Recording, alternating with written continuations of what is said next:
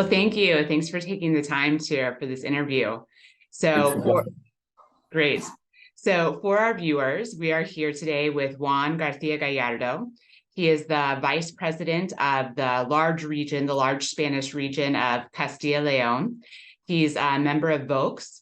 He's one of the, I would say, an up-and-coming leader in the party. At just 31, he has taken on this important political position, won some important elections in 2022 to enter into a coalition government with VOX and the center-right Partido Popular, which is one of kind of the legacy conservative party in Spain, which VOX is giving a run for its money, challenging. So again, a very generous description of the Popular Party, I think. Okay. I don't know if they are conservative anymore. Okay. Yes, some are questioning, indeed. Very good. Well, just for our viewers, can you situate them as to where you're at in Spain? Give a brief description of the region that you co-govern at the moment. Yes, of course. We are a great region, one of the largest in Europe and the largest in Spain. We are the biggest rural area in our country, and we are between Madrid and the North Coast, and in the middle of the axis between Lisbon and Paris. We have a very powerful automotive industry, also a strong agri-food industry, and we are leaders also in renewable energy production. And we have a problem of demographic decline, but we are working to solve that. And we are a great place to come because we are the leaders in World Heritage sites in Europe, with 9, and we invite everybody to come here and visit. And I think this could be a good sum up. Yes, very good. And just so our viewers know too, I happen to live in this region, in the northwest corner. I'm in the small town of Astorga. So. Oh, great. Yes. Great. Yes. Very nice. Okay, so let's get right into the questions. So you sit on the Committee of the Regions for the European Union as well. You combine that with your present political position. What EU policies, current and planned, do you think are the most damaging for local areas like Castilla y León? The most damaging now for us is the prohibition of ICE vehicles, because we are very strong region in the automotive industry, and all the producers are telling us that it will be impossible to make a fair transition from ICE vehicles to electric ones. So I'm sorry, you mean internal combustion engines, the typical. Yes, the ordinary vehicles that we are now producing, and we are very concerned about this. And also we are concerned, and we have had many meetings with people from the EU about the common agricultural policy, because they have introduced many green restrictions and more bureaucracy, and this is a bad thing for us. So I think with these two would be enough, because there are also other things about wolves and the prohibition of hunting them here, and we are having a big problem with that for the farmers. But this is the 2 or 3 things. Good. Can you tell me a little bit more about how the green policies are hurting agriculture? They are limiting the production, the type of products they can use to produce their food. And also, for example, for farmers, they are introducing restrictions to animal transportation, and they are adding more and more costs to the farmers. So this is a big problem. Okay, great. Thank you very much. Okay, and I guess to follow up on that, what are you doing at the regional level to try to combat some of those policies? And then also in your work at the Committee of Regions? Here we are giving direct aids to the farming people, and we are also helping them to invest in innovation. And we are also giving other kind of help, like building more water infrastructure and helping to modernize their installations. Okay, so you're giving aid, financial aid, direct financial aid on top of the common agricultural policy aid that they receive. Yes. Okay, okay, good. All right. So now let's talk about the coalition government. What have you learned from being part of a coalition government? It's a situation that VOX seems interested in repeating in general elections that are coming up this year in Spain as well. And so what have you learned? What do you think are the advantages and disadvantages for the party of this kind of arrangement? First of all, our aim is not to repeat the coalition, but to govern just alone. This would be our main objective. But if we have a realistic view, I think the coalition between the Popular Party and us has been good for the region and would be also good for the whole nation.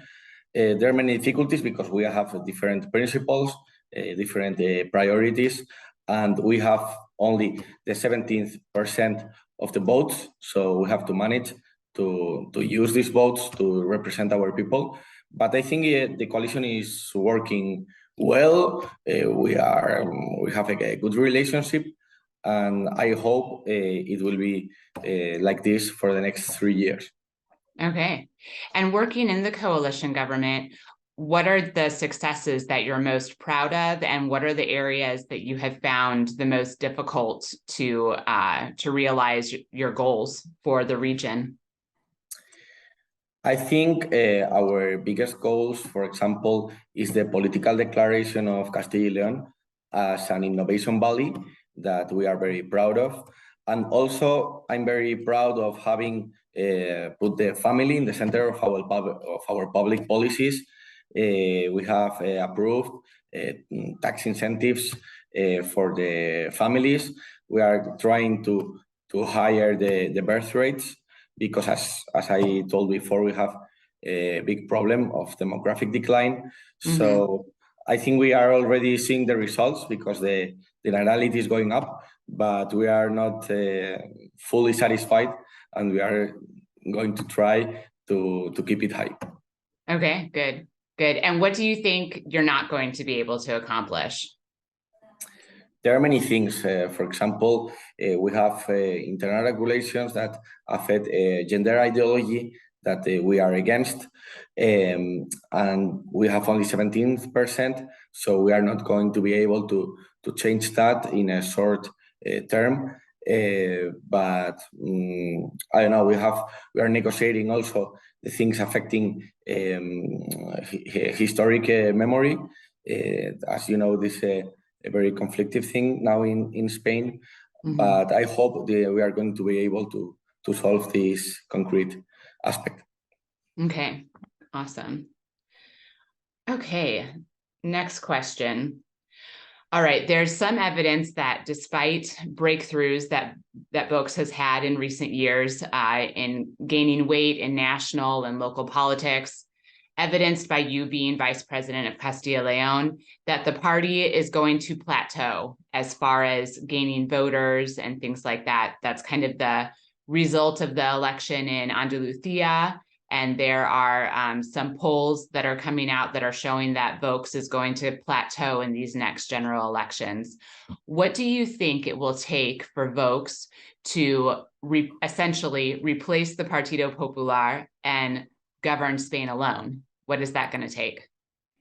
First of all, I disagree with the idea that we are going down, or that we are in the situation that you described, because actually I don't trust much in polls, but recent polls have just said that we had in 2019 we had 15.4% of the votes at the national level, and now we have 15.3% of the votes.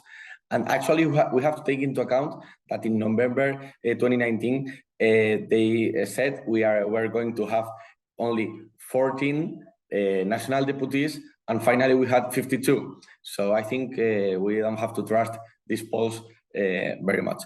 In Andalusia, there were very specific things that I prefer to not analyze. to be elegant, that didn't made that the election didn't work well and didn't went as we would like or expected. But I think in the future we are going to keep growing little by little, and we are going to keep our strength. Okay, but what will it take? What will it take for VOX to overcome the Partido Popular and to get all their voters? I think that we have to keep our principles. We have to don't think, for example, about polls or about what Partido Popular is saying or to the place they are moving, and trust in our principles, keep working well. And I think we will follow the international trend, at least the European trend, that real conservative parties are growing, and in many places they are taking the power. We have the recent example of Italy. We have also Hungary, Poland, now Sweden, and I think the time of the conservatives has come. Okay. Okay, along those lines, our writer Carlos Perona Calvete has suggested that as VOX normalizes and mainstreams itself, which is kind of what some people were seeing with this, with the motion of the vote of no confidence recently the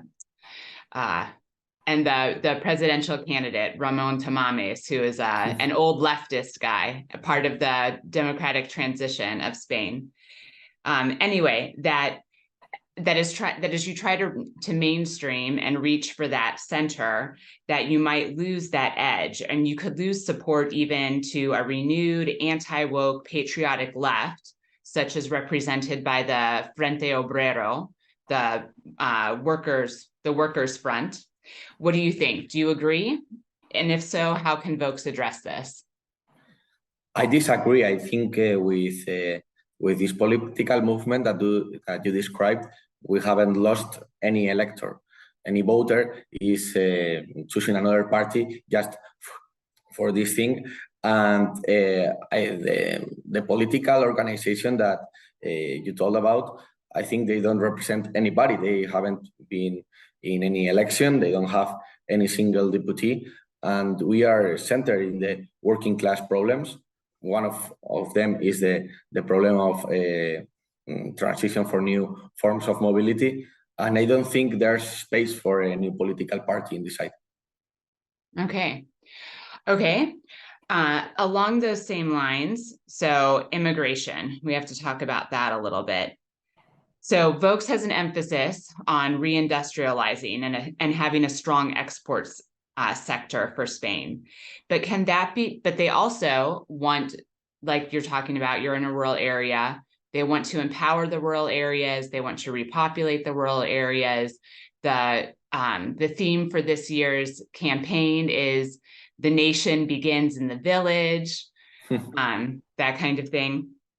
So, but industrialization has typically required having a large urban proletariat. Historically, industrialization has wiped out has brought us to the situation that we're in to a certain extent. So how are these two things compatible? Yes, we, for example, as I said also at the beginning, have a very strong agri-food industry, and this industry is not located in urban areas, they are in rural areas. We have also a strong energy production industry that we are trying to boost with new forms of energy production. And I think that both things are compatible.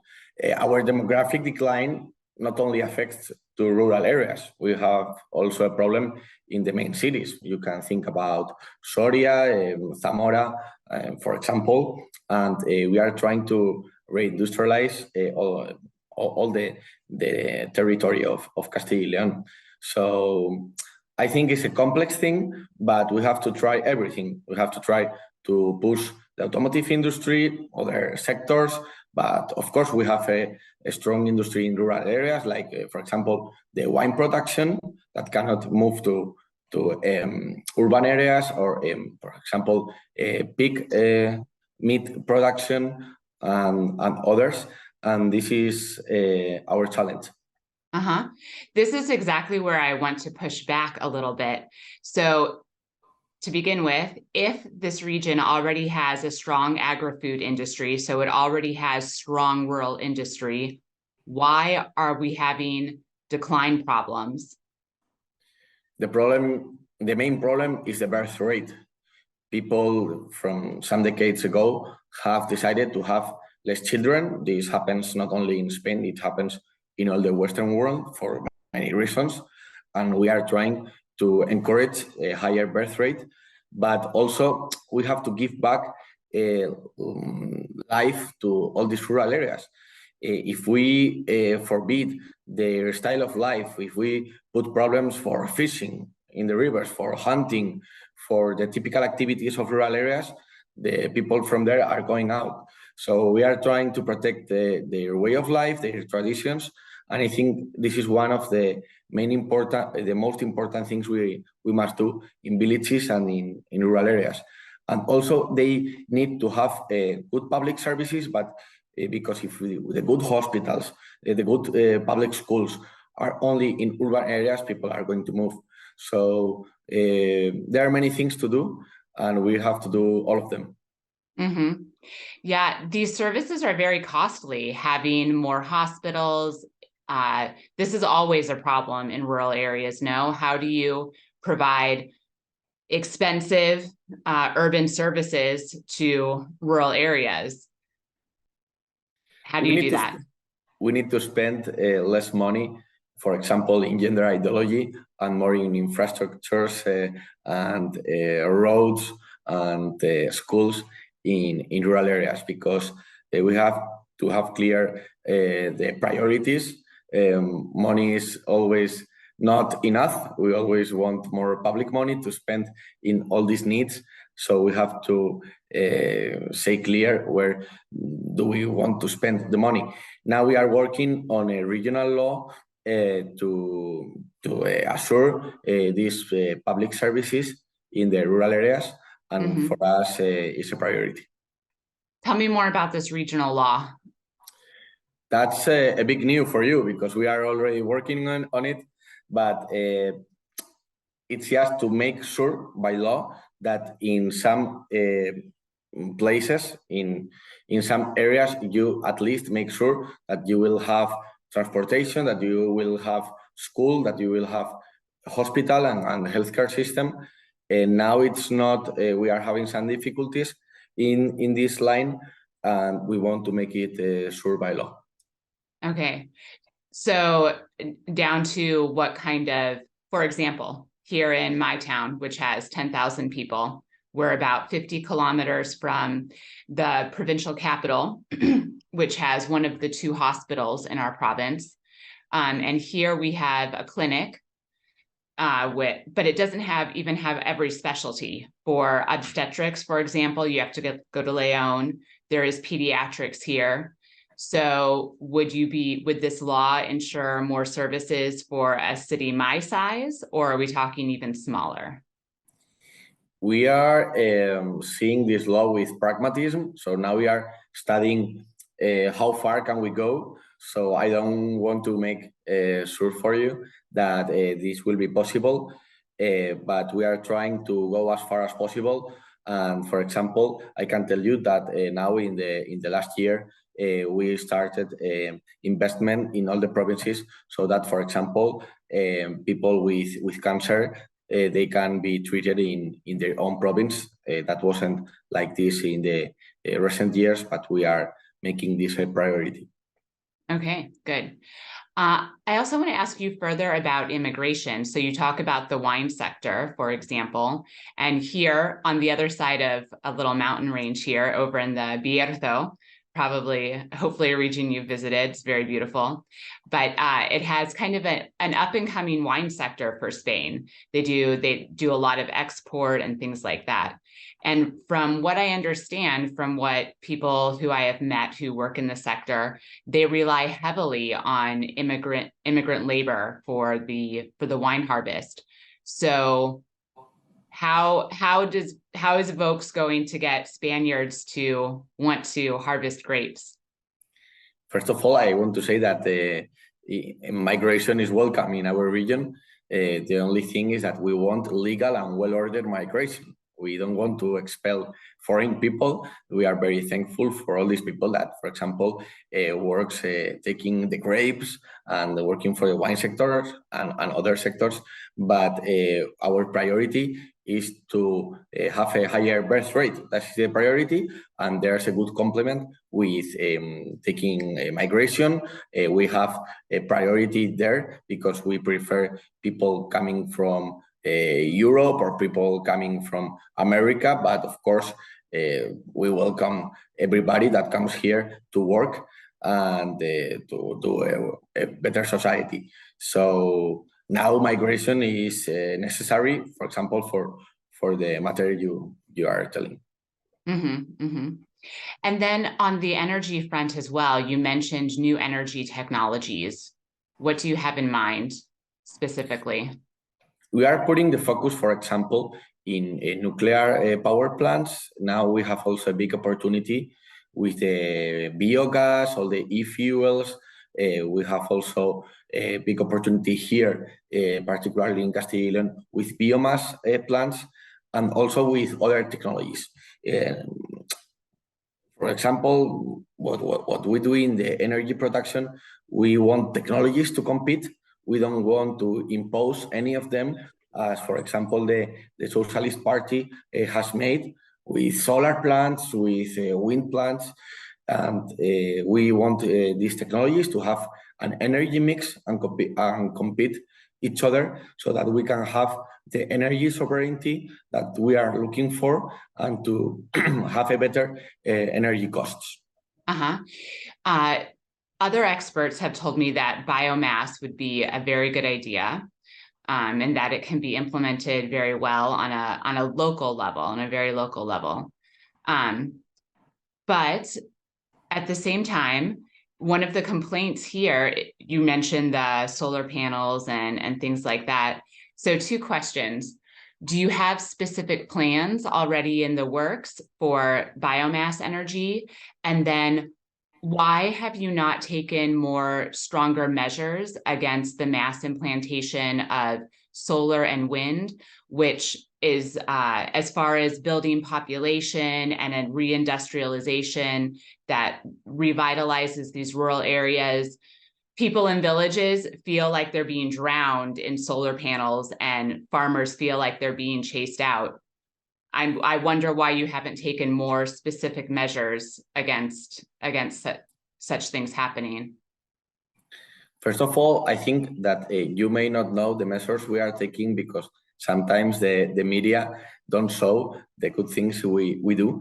But it's a good question, actually, because yesterday I had a meeting with wine producers from El Bierzo, and they are having a big problem with this mass wind energy production because they want to take out some of the places where they are producing wine to put cables that connect with this energy production that for me it's absolutely terrible, but we are supporting them. The part that depends from the regional government, we are trying to help, but the main thing with this mass solar panel plants and wind, it depends on the minister, on the national minister. So there's not a lot we can do in this way. But for example, there's also people, there's a farmers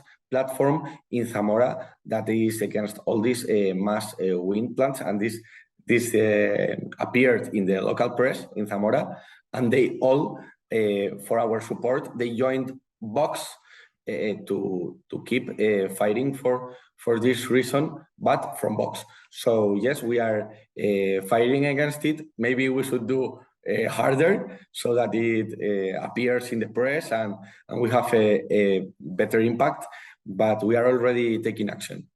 Okay. Yeah. And there's groups calling for a moratorium actually on more solar and wind. Why hasn't the party proposed this at a national level? I think energy is one of the biggest matters we are working on at the national level. So I think they probably have done that. But what we are saying is that we must make sure our supply chains, and by this, we don't need more this kind of renewable energies. What we need is nuclear power plants that take the price costs down and that make sure and constant energy production. So I think the energy public policy in Spain has been wrong for decades. And if we get into the national government, we are going to change that. Okay. Let's double check my questions here. All right. So how do you, as a young up and coming leader in VOX and as a regional vice president, how do you respond to the accusation that VOX sometimes has problems recruiting the younger generation? I think we don't have problems with a younger generation. Actually, people from 18 years to 30 vote VOX more than other center-left parties, for example. But what we must do is to be close to them, to solve their problems. Here in Castilla y León now, we are making it easier to buy a house for the young people. This is a big problem in Spain as a whole, but in Castilla y León as well. So I think to get more young voters, what we have to do is to give solutions to their problems. Mm-hmm. And final question, how did you get into the position that you got in VOX? You joined VOX in 2021. How did you become president of VOX for Castilla y León? This is a good question. I actually joined VOX in 2020. I was a lawyer working between Madrid and Burgos, my hometown. And I didn't participate in many of the activities of the party, but when the president Mañueco called for new elections, the Presidente Abascal, our national president, was looking for somebody to be the leader. So I got a phone call. I was really surprised, but honored to have this phone call. And I had a meeting with the president and his cabinet, and they offered me the possibility to be the leader. And I was, of course, with them because I support the party from its beginning. But for me, it was a great opportunity to represent our principles. And I think now they don't regret this decision because we are doing well. So I'm really happy for this transition. It's very also hard in the personal life. For example, I've lost many of the things I had in my free time and in my familiar and personal time. But for me, it's also a big opportunity, and I want to make a big impact and leave a better region. Very good. All right. Well, thank you so much for taking the time to have an occasional dialogue with the European Conservative. We'll talk again soon. Thanks to you. It was a pleasure. I hope we can have another meeting maybe in the future. And thanks for the questions. They were hard, but they were very good ones.